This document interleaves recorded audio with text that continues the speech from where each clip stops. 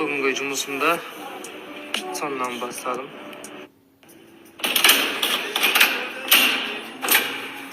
Мына құттықтап қойғансыз? Сіз кімсіз? Неге құттықтап қойдың? Кім керек сізге?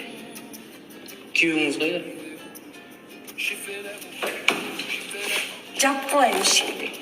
Күйеуіңіз қайда? Сізге. Қайда күйеуің?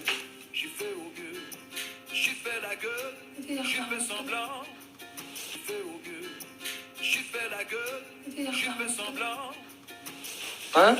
Жақта қарап тұрады. Не алып келдің? Киндер же хотела, большой. Большой киндер біздің магазинде сатпайды екен.